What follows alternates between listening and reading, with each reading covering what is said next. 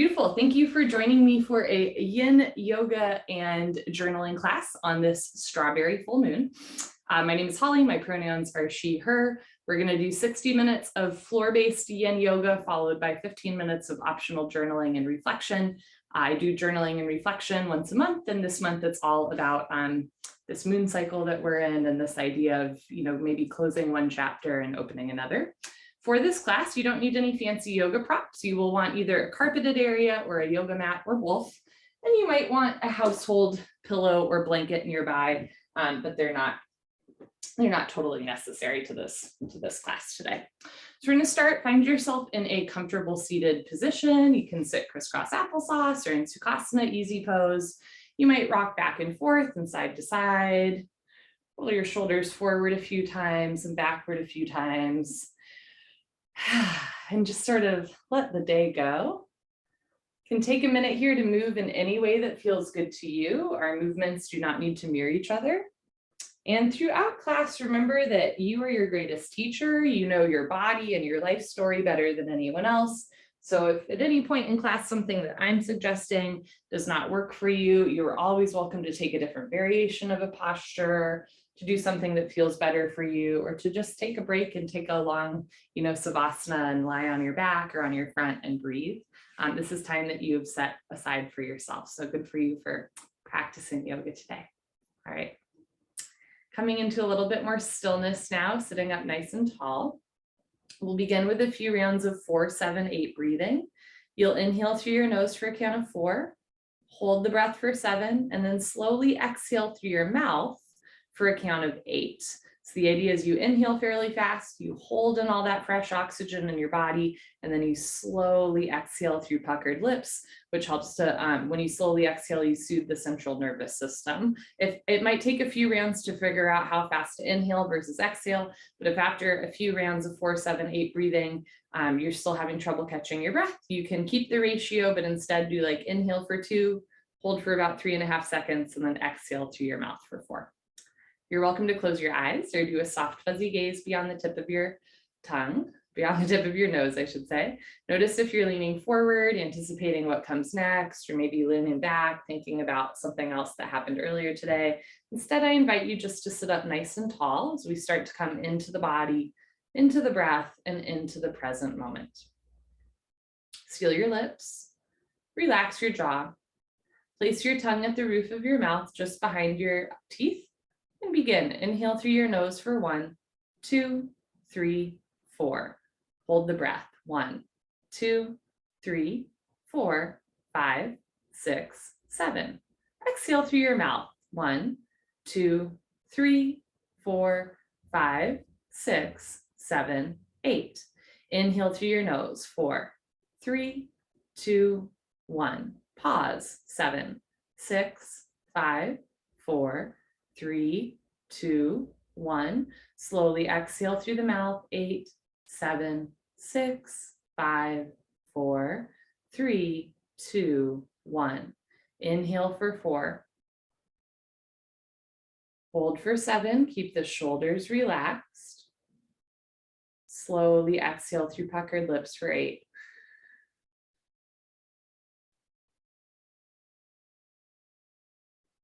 We'll do 2 more minutes of 4, 7, 8 breathing. Doing the count in your mind can help center your body and your mind on your breath.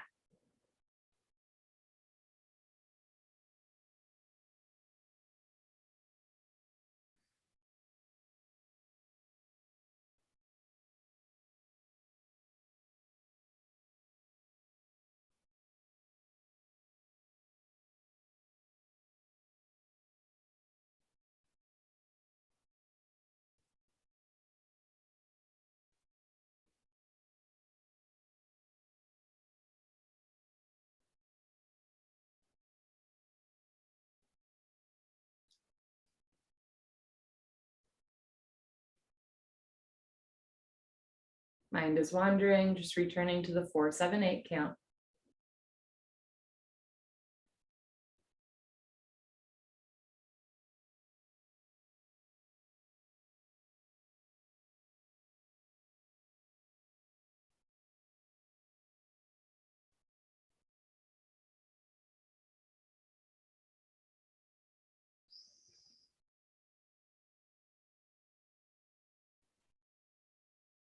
Let's do one more full round of 4, 7, 8 breath.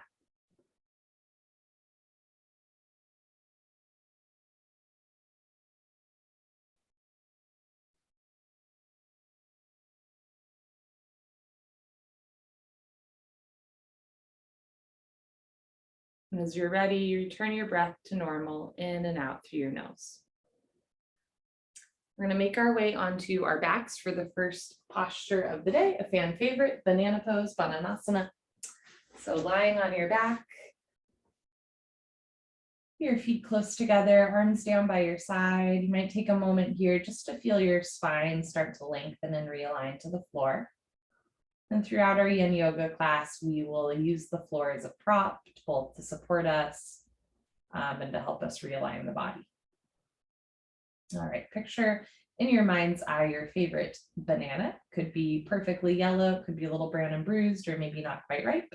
Can be, organic, fair trade from Trader Joe's, whatever you're thinking. Could be really big or really small. And we're going to make that banana shape with our body like a C curve. So bring your feet close together, arms overhead. If it feels good, you can flex your feet back and stretch up and down like you're having a good yawn. And as you're ready, start to walk your hands and your feet to the right side of your space so that from a bird's eye view, your body makes a C curve. Now in yin yoga, we're going to hold postures for fairly long periods of time. We're going to hold this posture for 5 minutes. So, you don't need to walk your hands and feet all the way over to the right side of the room. You want a gentle stretch to the left side body and a gentle compression to the right side body. The further you walk your hands and feet to the right, the deeper the stretch, the more you bring your hands and feet into the center, the more gentle the stretch. Within banana pose, there's lots of options and variations. You can simply keep your feet and hands close together, or if you'd like an outer left thigh IT band stretch, you can cross your left ankle over your right ankle. If you'd like a little bit more of a left shoulder stretch, you can place your left palm on top of your right palm. You're also welcome to bend your arms so that you catch opposite elbow and opposite hand.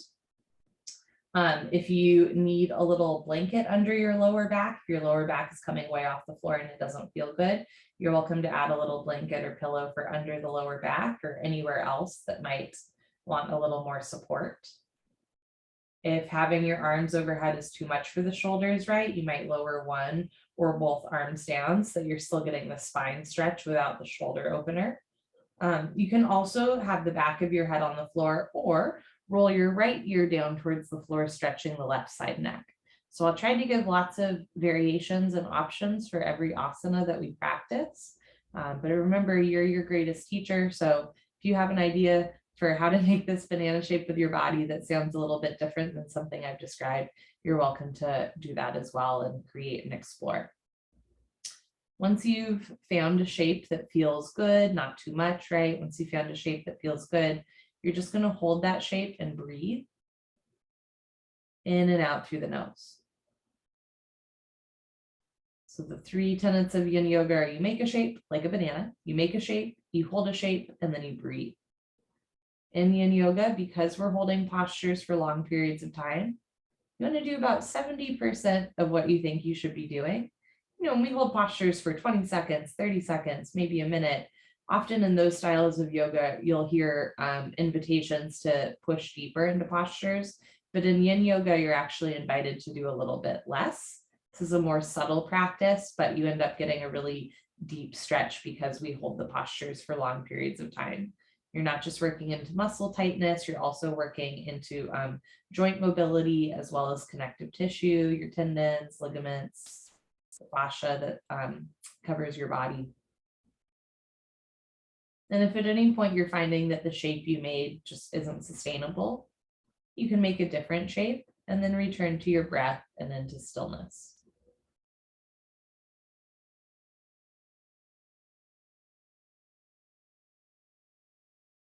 We're halfway through. We'll hold here for about 2.5 more minutes.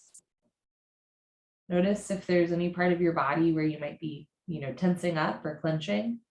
See if you can just relax into the posture, melt into your mat. Let the floor hold you up.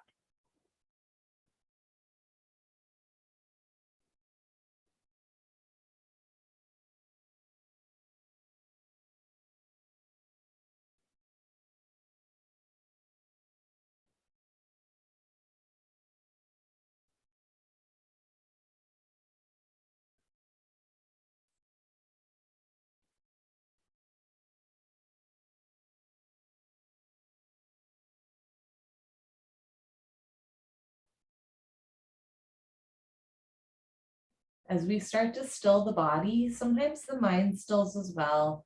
Or sometimes when we still the body, the brain can become a little alarmed, especially if we've been running around all day and we're not used to stillness and silence. So if at any point in class you start to feel a little anxious or otherwise unhinged, it might help to, let's say, open your eyes and connect to one safe object in your periphery so that you can kind of ground into the present moment. Another trick is to simply focus on your breath and feel your body rise and fall with the breath. Or sometimes if I start to get a little bored or anxious when I'm being still in a yin yoga class, I'll simply thank my brain for trying to protect me. And then I'll tell my brain that I'm safe and I know that I'm okay. Right. Our brain, especially again, if it's used to running on all cylinders all day, can maybe get a little bit alarmed when we do slow down. And it can be helpful just to remind yourself, right, that you're in a safe space in your yoga container and all you have to do is breathe. We'll hold here for 1 more minute.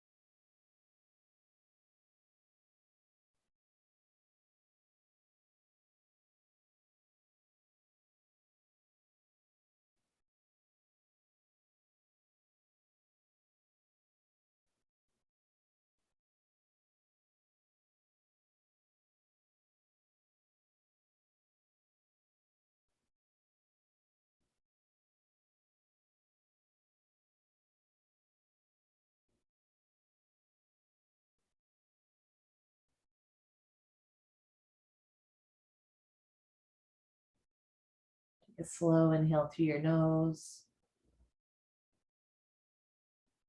Anything you'd like to let go of, you can open your mouth, sigh it out, let it go through the exhale breath.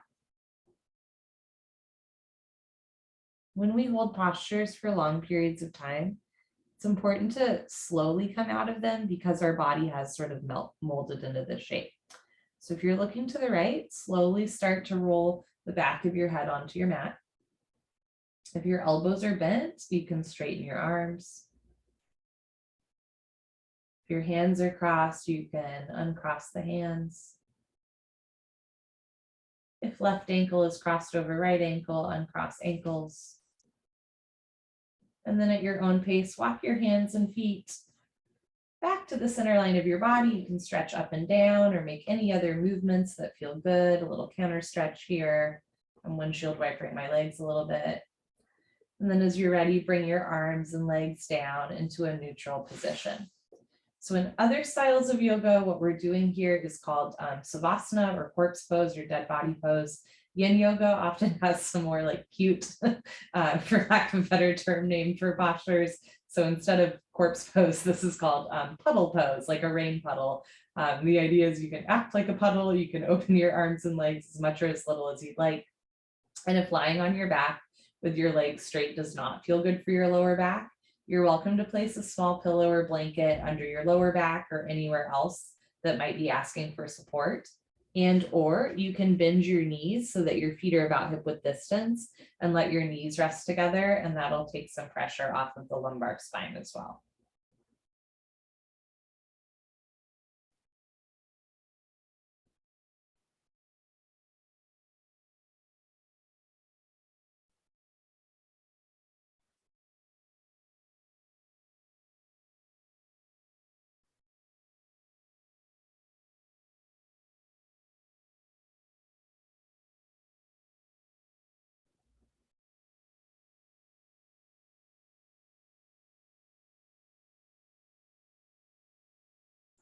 All right, we'll do the other side of our banana pose. Feet close together, arms overhead. If you'd like, again, you can stretch up and down. And then as you're ready, start to walk your hands and feet to the left side of your space, stretching the right side body and gently compressing the left side body. Now, for the sake of symmetry, if you crossed your ankles on the other side, you might want to do the same here. So maybe you cross your right ankle over your left ankle. However, we're not symmetrical and this side might necessitate a different shape, or a little bit less or more of a stretch, right? And that's okay as well. So again, you're welcome to cross your right ankle over your left ankle or keep the feet by side by side. You can cross your right hand over your left hand or bend your elbows and catch opposite elbows and opposite hand. You can also have one or both arms down by your side if the shoulder stretch does not serve you. You can keep the back of your head on the floor or look towards the left, bringing your left ear down towards the floor. So yin yoga is a relatively new style of yoga, although some of the postures are very old, but the philosophy behind yin yoga is fairly new. And it's this idea that, especially in the last 100 years, a lot of yoga has been focused on like big movements, big breaths, the deepest stretch, making it cardiovascular, handstands, balancing on one leg, balancing on your arms, getting like the deepest stretch you can, right? Pushing yourself the hardest you can. And while, I enjoy challenging myself through yoga asana and pranayama, yin yoga pushes back on this a little bit and suggests again that a subtle yoga practice or doing a little bit less can actually be really powerful, rewarding, and challenging in and of itself. It's called yin yoga in relation to yang, so yin and yang. Yang energy is considered masculine energy. It's considered solar energy, like the sun. It's warm, it's bright, it's the right side of the body. It's, moving around. So like power yoga, 26-2 yoga, vinyasa, those are yang styles of yoga.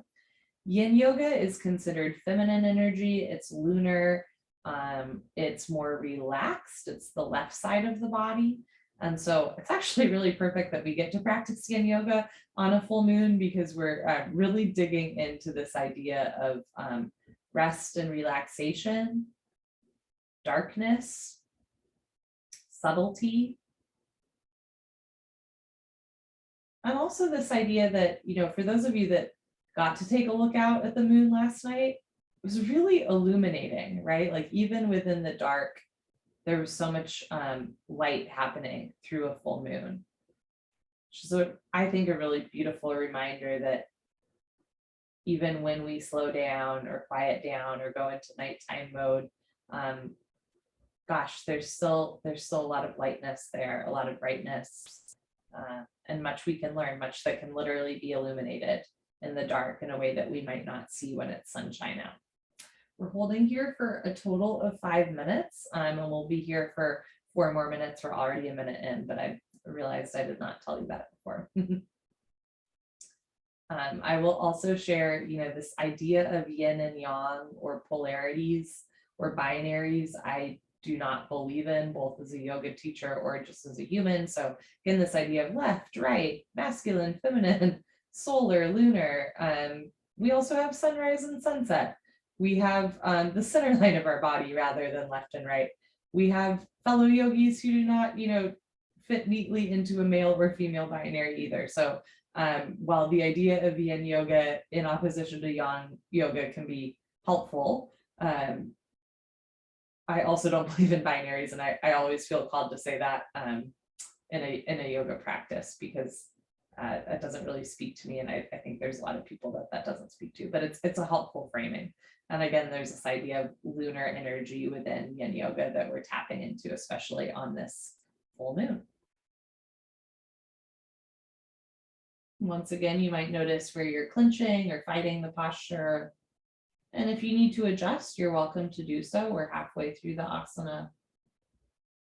Otherwise, just start to relax a little deeper.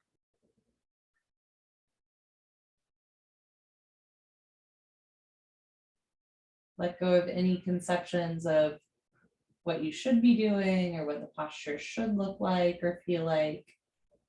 Instead, just give yourself permission to make this class your own, to make this posture your own, this moment, this breath your own. All you have to do is breathe.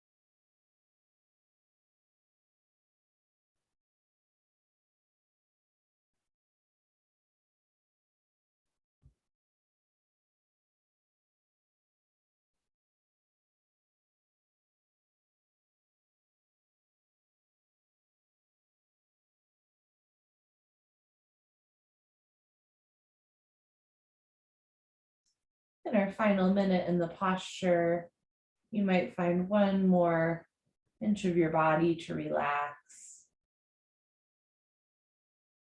As the breath and the body start to relax, slowly the mind starts to follow.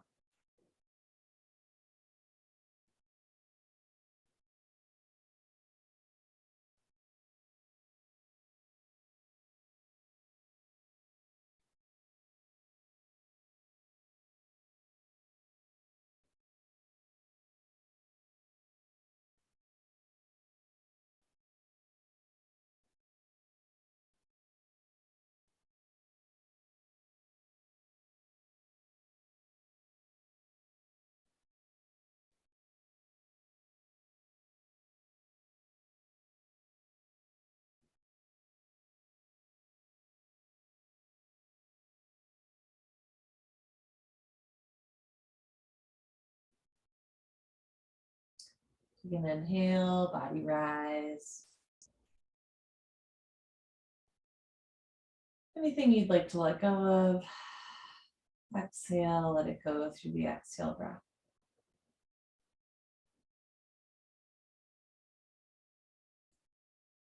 We'll slowly and intentionally start to come out of the posture.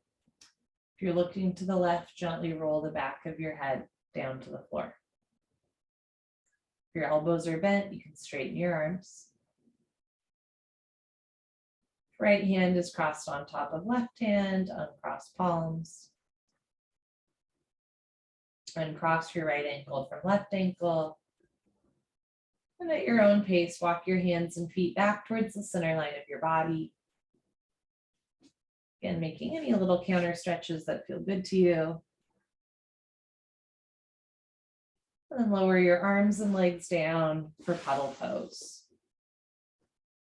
It's common to feel a bit stiff when we come out of these postures because we've held them for a while. So if you feel a little stiff or achy when you come out of it, it doesn't mean that you've done something wrong. That's why we take a little reset break between every posture so that the body resets. When we did our banana pose just there, right? We were opening the shoulders. We were stretching one side of the body, gently squeezing into the other side of the body. We were bending our spine, right? All these things were happening at once. And so now we're just in a more neutral spine position. The shoulders get to release, right? Everything evens out.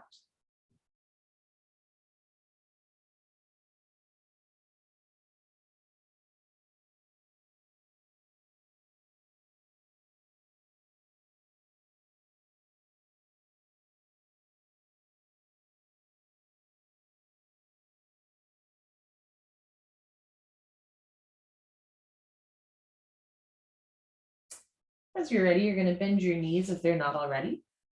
Roll off to one side. Place your hands on the floor and slowly press yourself up into a seated position. There's no rush. Great. Come to sit on your butt with your feet in front of you. We're going to do a little forward fold and inner thigh stretch here. So you can start to open up your feet, and depending on your mobility and body proportions, you might have your feet fairly close together or further apart. The further apart you bring the legs, the more you'll feel the inner thigh stretch. The closer you bring your feet together, the more you'll feel the stretch on the backs of your legs, your hamstrings. So it's up to you how much or how little you want to open the legs. And from here, you can rock back and forth a little bit. Can even help to pull your butts out from behind you. If it helps you, it helps me. And from here, you're just going to put your hands on the floor in front of you. You can stay here, or if you'd like, you can walk your hands forward a little bit more. Remember that we will be here for a while. We're going to be here for 5 minutes. So again, if you were doing a forward fold like this for 30 seconds, I might say come down to your deepest point immediately, right? But because we're holding for a while, less is more. I think 70%, right? Couple options. You can let your head drop and feel your spine round if that feels good, or you can keep your chin and chest lifted and your shoulders back so that your spine is long. If you have pillows or blankets nearby, you can also have those on hand to put under the knees if there's stress on the knees, or even if you just want an extra little prop to fold forward, you can do that as well. We're already a minute into the posture. And I'll tell us when we're at the halfway point so that if you do want to get a little bit deeper, then you're welcome to do so. But at first, right, just checking in with the body as you breathe through the nose.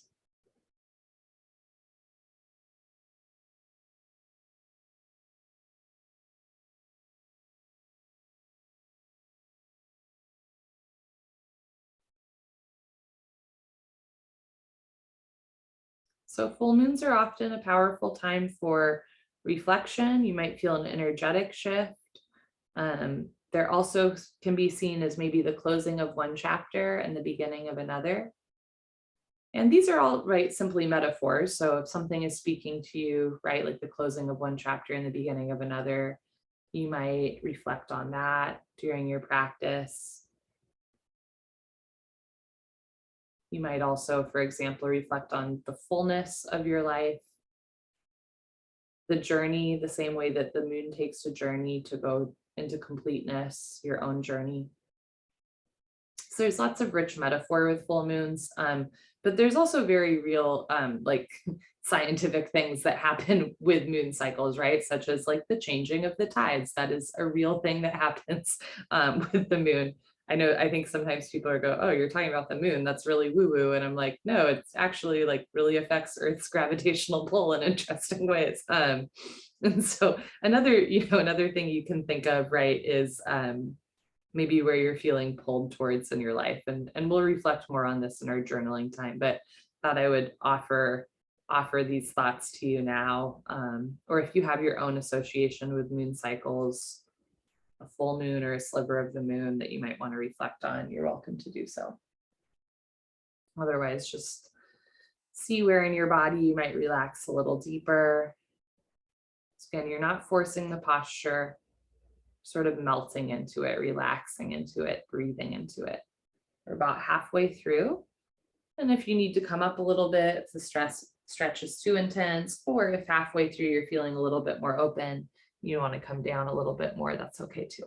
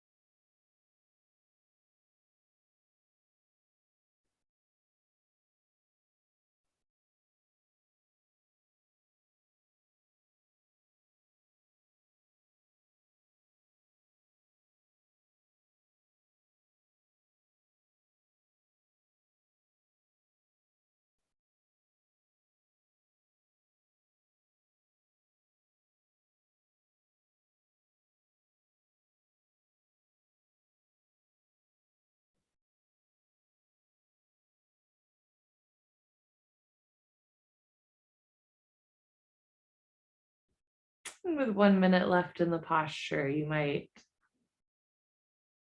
observe if you can relax a little deeper and just slow down. Give yourself permission to slow down.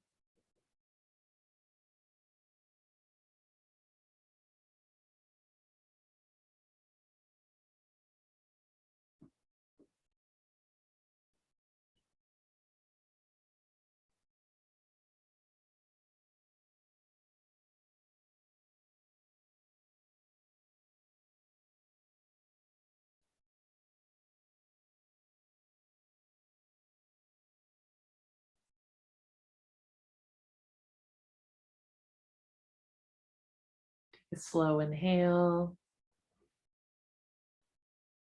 Anything you'd like to let go of, let it go through the exhale breath. Like a tide going out to sea, or the sun setting and the moon rising. Place your hands on the floor and slowly walk yourself back up. Again, go slow.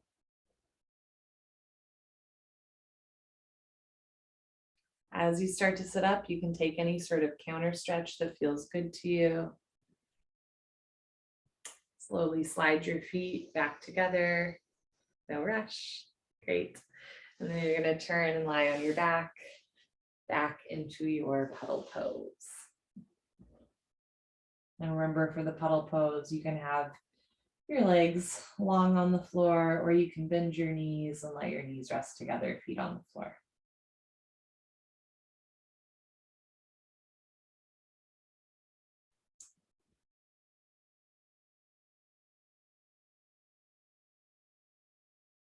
So yoga is really good for both interoception and proprioception.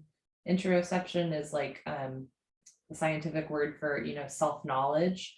Proprioception is the scientific word for like proprioception is the scientific word for like your awareness of your surroundings, right? You're aware of how you're moving through time and space, can feel things around you.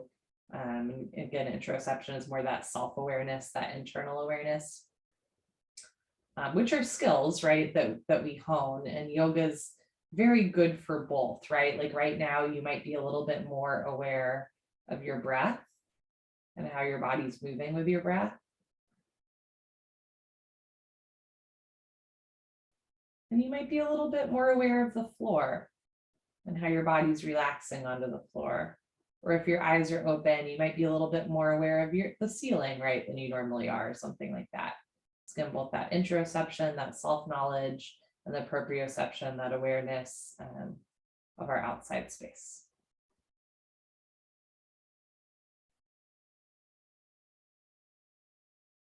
Bend both of your knees if they're not already, feet on the floor. Keep your left foot on the floor and cross your right ankle over your left thigh for what's called supine figure 4. It's a great hip opener. You can keep your left foot on the floor or lift your left foot off the floor. Hug your thighs in towards your abdomen. From here, you can keep your hands on the floor. You can grab the outsides of your thighs, or if you'd like, you can bring your right hand in between your thighs, left hand outside of left leg, and then interlace your fingers behind your left thigh.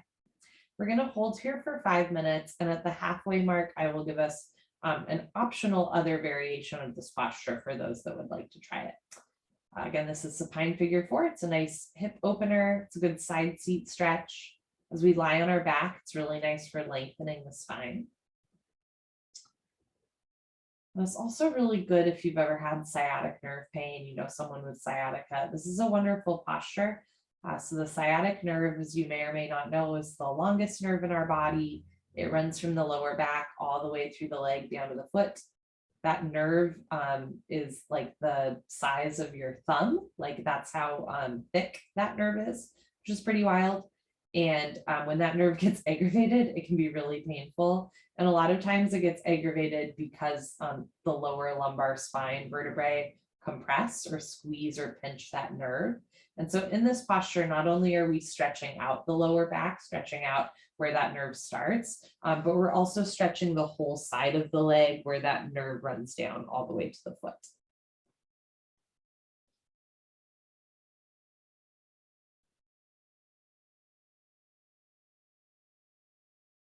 As we hone our interoception, right, you might start to observe where you're holding tension in the body.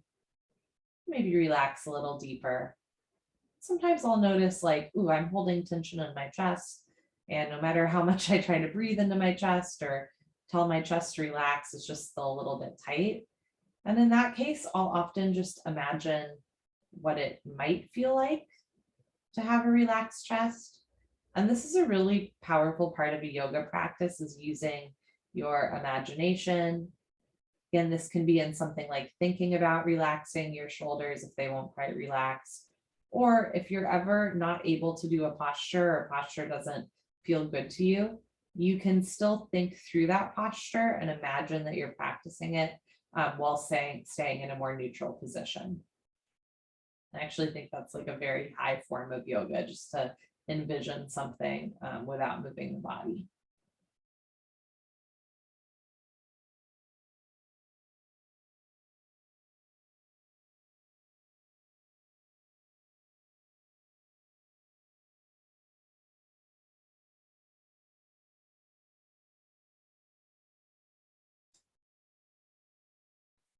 You have an option to stay here in supine figure 4. You can also join me in another version of this posture that's more upright. So if you'd like to do that, you're going to slowly release any grip you have from the backs of your legs. Slowly return your left foot to the floor and then right foot to the floor. Roll off to one side. Press yourself up. And come on to all fours for what in yin yoga is called swan pose, and in other styles of yoga it's called pigeon pose. So if you're in a tabletop position on your knees and your hands, you're going to start to slide your right knee towards your right wrist, and then bring your right foot to the left side of the room. From here, you'll slide your left foot back so that the hip starts to lower down. Look back. You want your ankle, knee, and hip in line so your foot's not way to the left or the right. Now your hip might come all the way down, but it might not. Having a pillow or blanket nearby can be really handy because you can place it underneath one or both hips so that there's extra padding there. From here, you can keep a proud swan and almost do a back bend with your chest lifted and your shoulders back, or you can fold your swan, coming down onto your hands, your forearms, or even bringing your head down towards the floor. Again, it's the same stretch through the hip and the outer thigh and the side seat, just on your front rather than on your back. For some folks, people love this posture, and for other folks, it's not accessible or it just doesn't feel good. So if you've given it a try and you're like, this isn't for me, that's okay. Slowly come up and then go back into your figure 4. I really love from time to time trying a posture, especially ones where I might have tried them in the past and they didn't work out. I'll still try them from time to time. And if you're like, you know what, this doesn't feel good, I'm not feeling it, wonderful. You can take a different variation of the posture.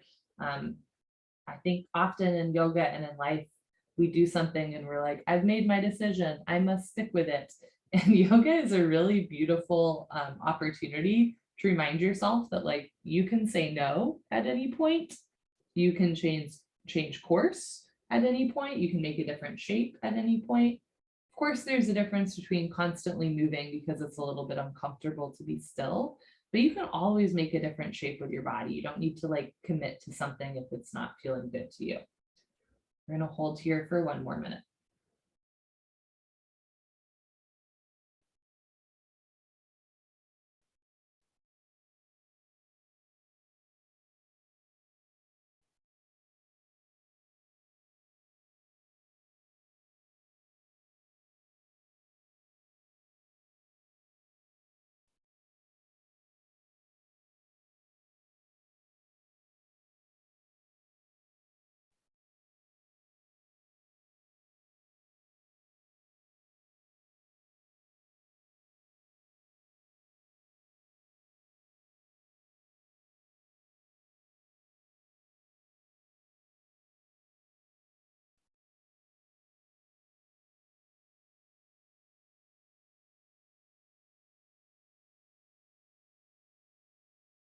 Take a slow inhale. Anything you'd like to let go of. Sigh it out. If you're in supine figure 4, you'll slowly release any grip you have from the back of your legs. Bring the left foot to the floor, right foot to the floor. Option to keep your knees bent or lengthen your legs for your puddle pose. And if you're in your swan pose, you're going to slowly lift your chest, placing your hands on the floor. Take your time, very slowly. Start to slide your left knee back in and lift your hips up. Very slowly bring your right foot to the right. Right knee back. If you'd like to take any sort of counter stretch here, you're welcome to. That goes for the figure 4 folks as well. Then we'll turn and lie on our backs in puddle pose.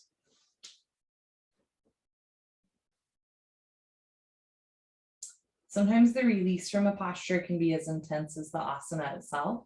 And particularly with hip openers like that one, we often tend to store some tension or even some emotion in our hips. So if you're ever in a hip opener or back bend and you feel a sudden like surge of emotion or energy, or you feel something release, that is all really normal, and it doesn't mean that there's something wrong with you, right? I actually think, again, as we hone our interoception and proprioception through yoga, funny things start to happen where like we start to become more aware of things that other folks might miss outside of us. Maybe we have like more appreciation for like, I don't know, a flower in somebody's garden that we walk by, right? Or we find more coins, like pennies on the street. And as right as we hone our proprioception, then with our interoception, same thing. All of a sudden, we might tap into our emotions a little bit more, or become more aware of how moving our body changes our mind and opens our heart. And that doesn't mean that there's something wrong with you, or that like, I don't know, yoga is like a really woo-woo crazy thing. It just means you're becoming more aware, right? The mind-body connection is scientifically documented, but a lot of people, just because they're simply not aware of their body, also aren't aware of how their mind and body interact. We'll do the other side of our supine figure four. So you're going to bend your legs if they're not already. You can cross your left ankle over your right ankle. You can keep your right foot on the floor, or lift your right foot off the floor, hugging your thighs in towards your abdomen. Keep both feet relaxed.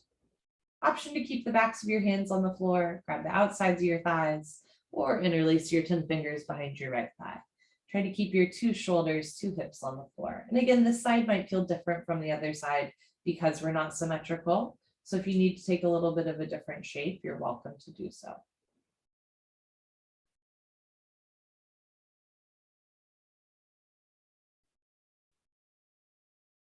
I do think as we hone our interoception and proprioception, it is perhaps more possible also to feel like the gravitational pull of the moon within us. An example of interoception for people who menstruate is that often you can actually like feel when your egg is like going through the fallopian tube, which is pretty cool. And as you may or may not know, there's, you know, a lot of kind of like folklore around this idea that people who menstruates periods are like tied to moon cycles. And there's no statistical evidence of that. Like there's scientists have done studies, there's no statistical evidence of that. Some people suggest that that's because in the modern day, like our light and our dark, especially living in cities, is so off that there is no way that we could connect to the moon or the sun, but that perhaps hundreds of years ago there was more of a connection, which is maybe where that folklore comes from. And some people, even if there is no statistical evidence, still actually notice that their periods like line up with moon cycles, which is also just like an interesting thing, I think, to consider or not.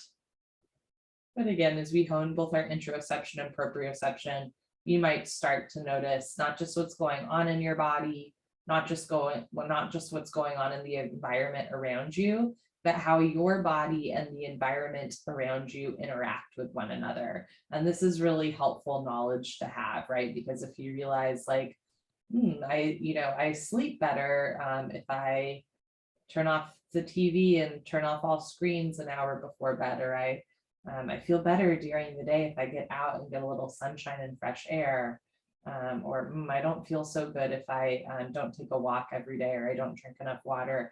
As you start to become more aware of how your body and external stimuli interact and affect one another, you can perhaps make some really nice choices for yourself that feel good to your specific body, remembering that what feels good to you might not feel good to me, might not feel good to somebody else. And that's okay, right? We all get to make our own choices. You have an option to stay in your supine figure four or try swan pose on this side, remembering that this side might feel very different and necessitate a different shape, and that's okay. If you have your fingers interlaced behind your thigh or on your legs, slowly uninterlace your fingers, bring your right foot to the floor, left foot to the floor, roll off to one side, maybe the side you haven't rolled off to yet if you remember. Place your hands on the floor and press yourself up. And we'll do the other side of our swan pose. Coming onto all fours in a tabletop position. Slide your left knee towards your left wrist. Bring your left foot towards the right side of the room. Start to lengthen your right leg behind you. Look back, make sure your ankle, knee, and hip are in line. Again, you might place a pillow or blanket under your right hip or both hips. You can keep a proud swan with your chest lifted and a little back bend, or you might try folding forward. And if you try swan pose on this side and it's not feeling good, remember that you can go back into your supine figure 4. Or if you're in supine figure 4 and you're like, you know what, that looks fun, you can join us in swan pose as well.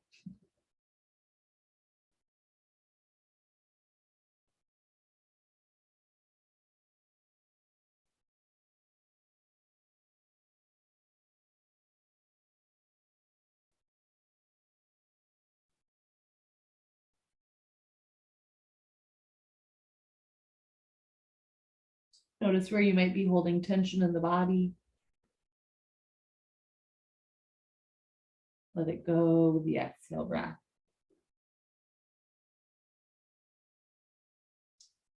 Melt into your mat. Sink into your breath. Give yourself permission to relax and slow down.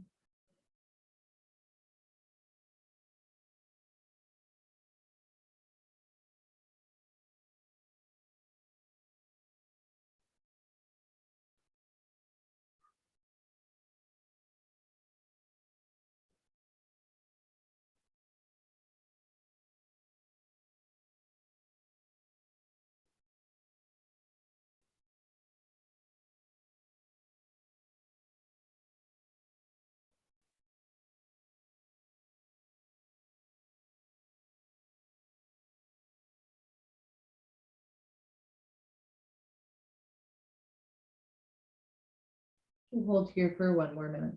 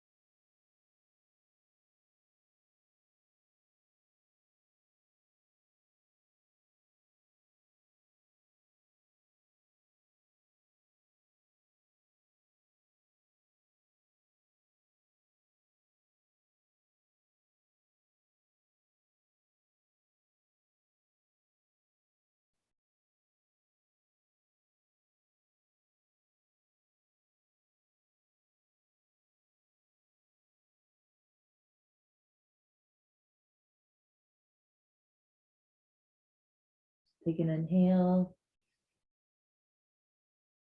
Anything you want to let go of, let it go through the exhale breath.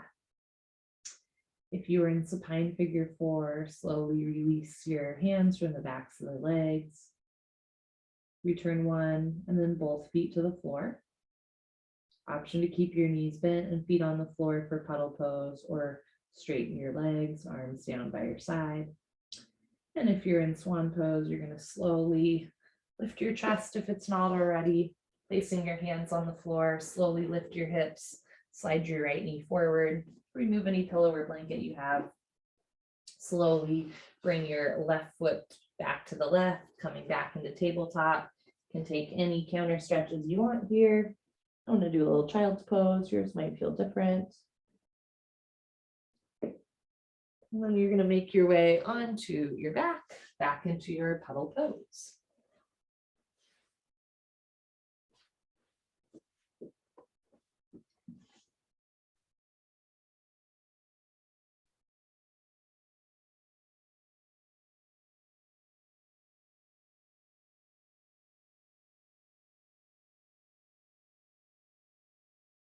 One dangerous trend that I see in the yoga community is, as we hone our interoception and proprioception, it's possible, or I've watched this happen, where people then start to think that they know better than everyone else. And that is not what I am suggesting, right? You might have a little bit better self-awareness than the average bear. You might, through a yoga practice, start to notice things that other people don't. But that doesn't mean that we like know everything for sure. And in fact, what I would suggest with the deeper you go into a yoga practice, the more questions you should have and the more curious you should become, I think. And the more I realize that like I don't know, right? And there's more to explore about my body, about the world. And I just say that again because I know some folks who've gone a different route and think that they're like really special and know everything. And that is not what I'm suggesting when I say, we're honing interoception and proprioception. What I'm really suggesting is that yoga helps us become more curious and notice more. And as we notice more, then we ask more questions, right? And then we realize or we remember how much more there is to know and learn and explore. As you're ready, bend your knees if they're not already. Roll off to one side, maybe a different side. And then keep rolling onto your abdomen for our little back bend here, Sphinx pose. You're going to bend your elbows so that your hands are on the floor about shoulder width distance, feet on the floor about hip width distance. Relax your feet. Option to have your elbows directly underneath your shoulders, which is a pretty deep back bend, or you can walk your hands forward a little bit to ease up with the back bend. And a little bit goes a long way. We're going to hold here for 2 minutes. In general and in yoga, we want to relax into postures. However, in some postures, there are some activations. So here, press down through your elbows and forearms to keep your shoulders out of your ears. So rather than tensing the shoulders up, right, you want to relax the shoulders down. And if you're having trouble keeping the shoulders out of the ears, you might try walking your hands forward more, again, to just decrease the back bend just a little bit so that your neck can lengthen. In this posture, we're healing the spine through compression, especially in a world where we tend to hunch forward a lot, right? Back bends are really healing to the spine and allow us to keep mobility in our back as we age. We're also stretching the front of the body where, again, we tend to hold some tension. So think about opening up through your chest, your shoulders and collarbone, maybe even opening up through your heart space. We'll hold here for 1 more minute.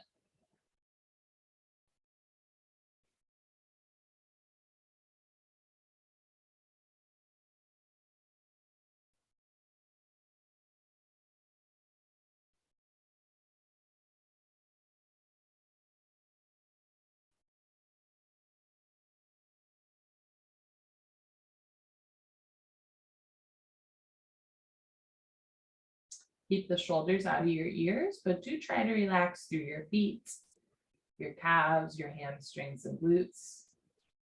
Soften through your chest, your ears, and your hands.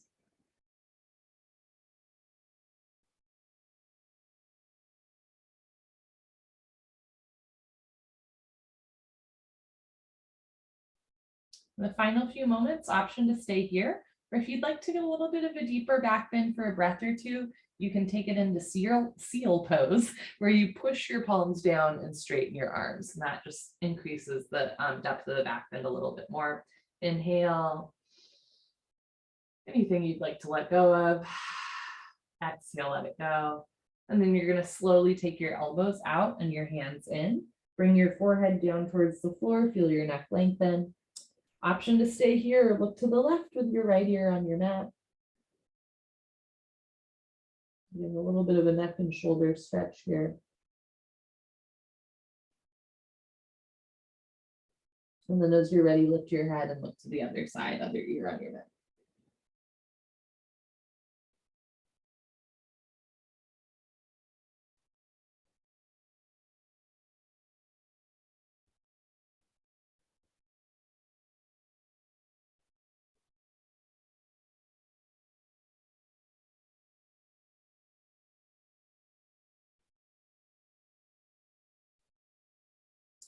Gently lift your head, look forward. Then we're going to roll back onto our backs. Roll into our backs. Good for our final posture, which is a nice spine twist. We'll do both sides. Bend your knees so your feet are on the floor, knees, feet together. You can open your arms wide in a big expansive gesture so that your arms are perpendicular to your body. You can also bend your elbows, cactusing them like goalposts. From here, start to roll to the right so that your left hip stacks on top of right hip, left shoulder down towards the floor.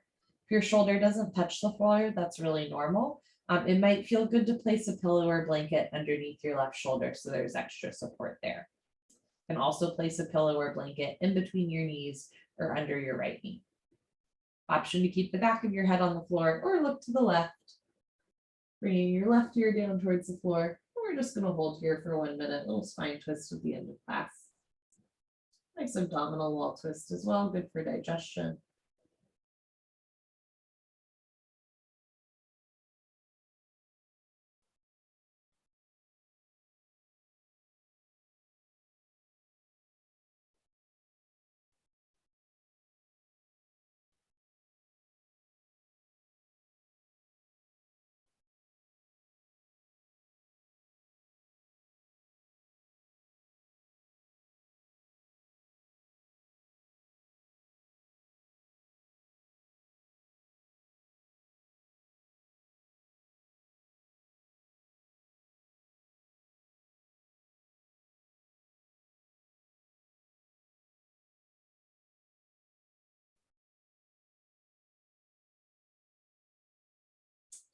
If you're looking towards the left, slowly roll the back of your head to the floor. With or without the help of your hands, start to roll your left hip down to the floor. So it can be helpful to like put your hands on your knees, thighs to help yourself roll back to center. We're going to go directly into the other side, roll to the left. With your right hip stacking on top of left hip, right shoulder on the floor. Again, you can place a pillow under your knees, between your knees, under your right shoulder, anywhere that might use a little extra support. You can keep the back of your head on the floor or look towards your right, bringing the right ear down towards the floor.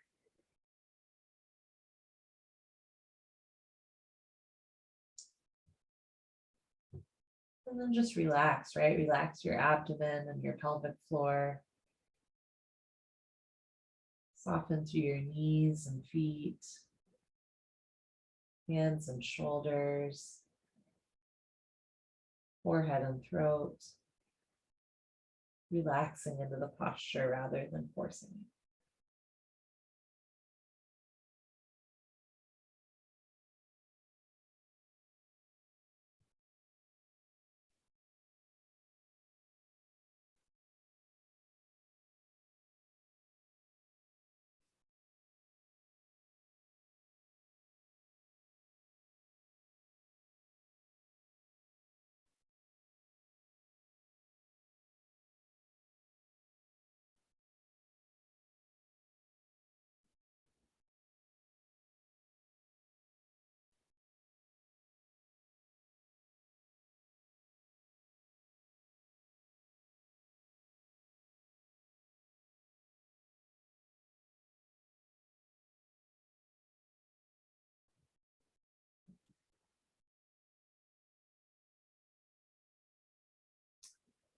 If you're looking to the right, slowly roll the back of your head to the floor.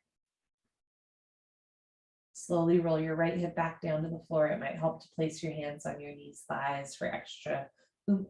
Can keep your knees bent and your feet, your knees bent, feet on the floor, knees together, or lower your arms and legs down. Final puddle pose.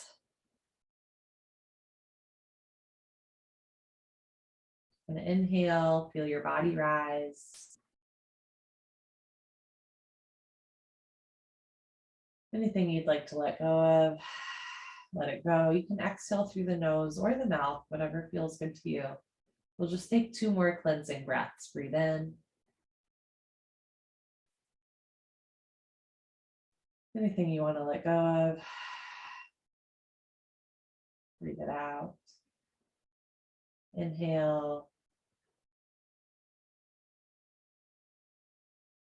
And exhale.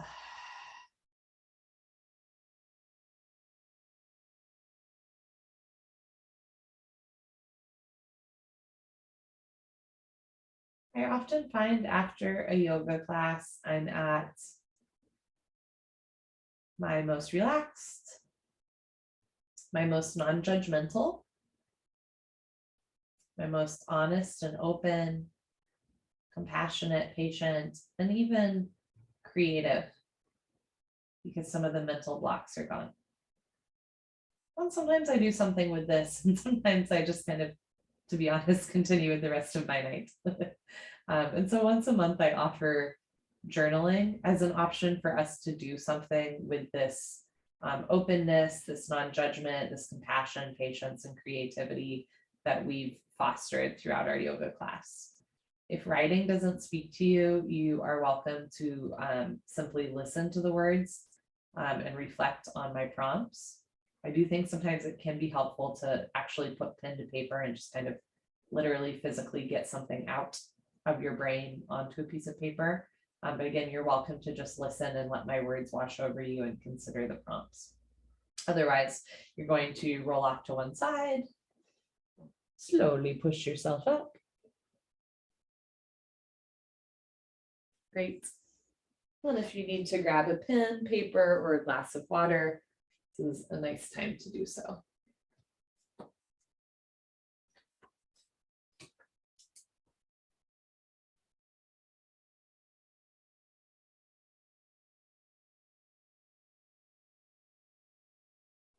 Okay. So the first prompt that I like to start with is simply an acknowledgement of where you are in life right now. So anything that you're feeling called to put into the world, whether it's simply acknowledging it in your head or writing it out, you can do so. That can be anything from, it is hot out to I'm really stressed about this thing at work. But anything that you'd just like to put out into the world or acknowledge, we'll just take a minute to write and acknowledge here.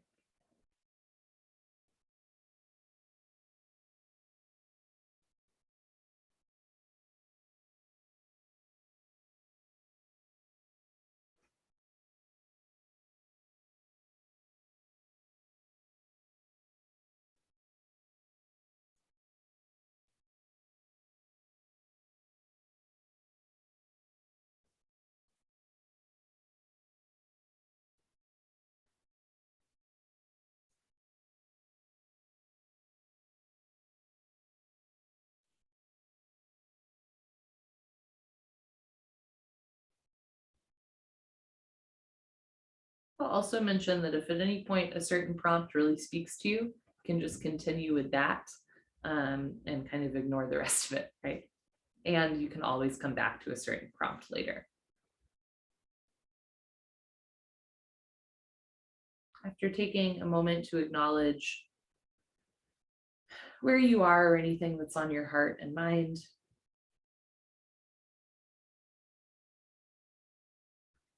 now move into 20 gratitudes. So I encourage you to write down 20 things, people, experiences, places that you're grateful for.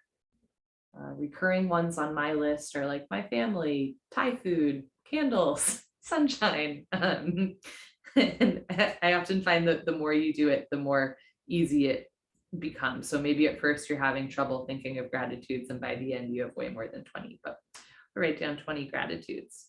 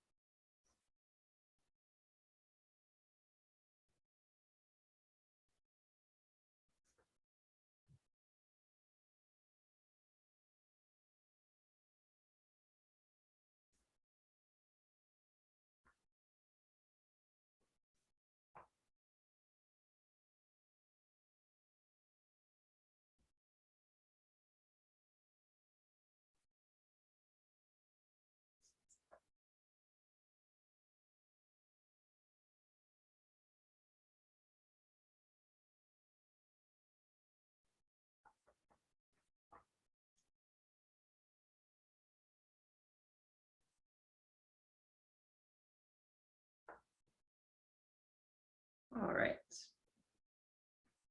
So today is a full moon. It's a completion of like a 28, 29-day cycle that happens all the time.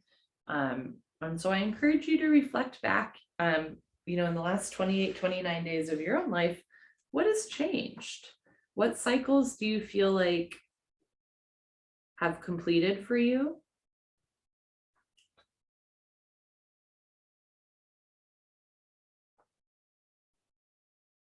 And maybe what cycles feel like they're beginning.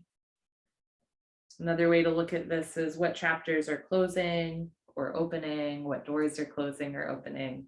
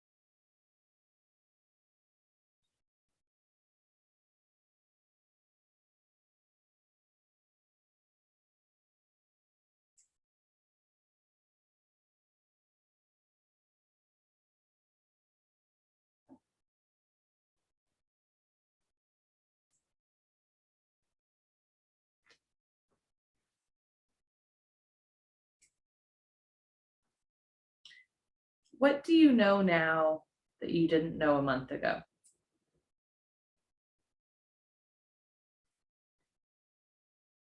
What do you know now that you didn't know at the start of the last moon cycle? Or I should say at the start of this one.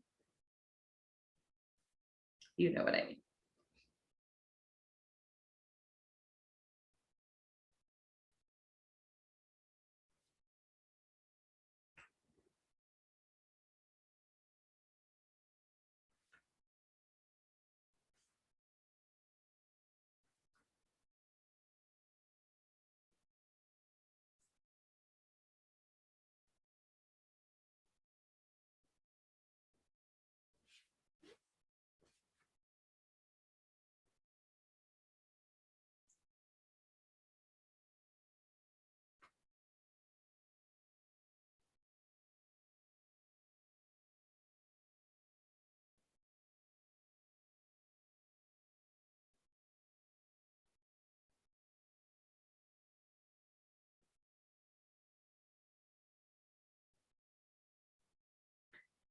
As I mentioned, in a full moon, even in the midst of darkness, of literal the black of night, our world is illuminated. What has become illuminated to you through darkness? So this might be a struggle or a trial or a tribulation or any other association that you have with darkness. What has become illuminated to you through darkness?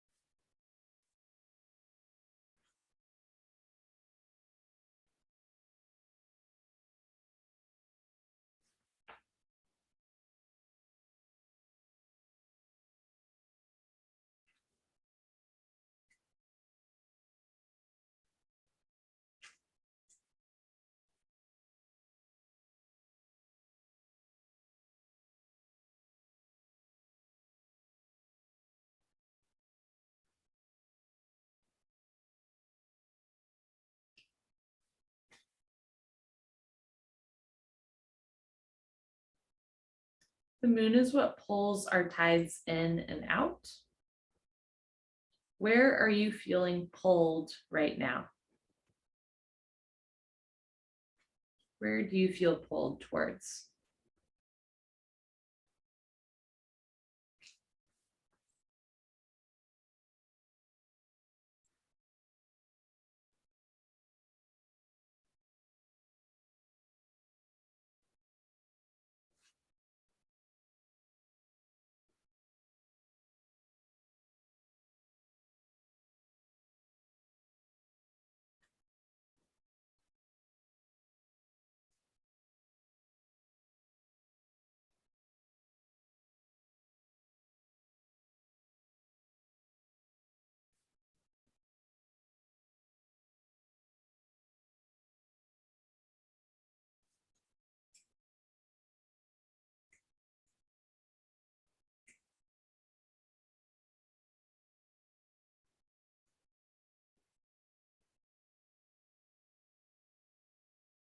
Last but not least, every month I like to offer a personal practice of creating or writing down a mantra. It can be a word, a phrase, a sentence that speaks to you. And this is something that you can carry with you through the next cycle of the moon, or the next few weeks, or the next month, or perhaps a longer season of your life. Again, it can be a word, a phrase, or a sentence that speaks to you.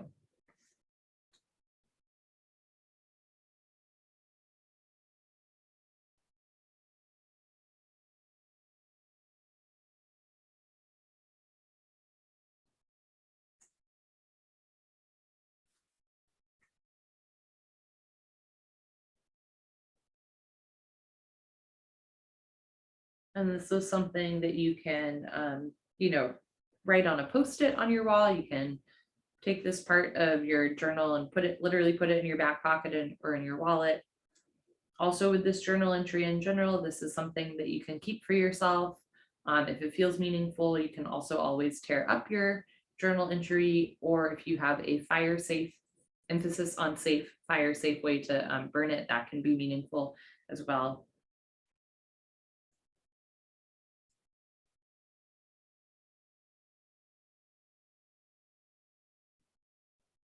All right.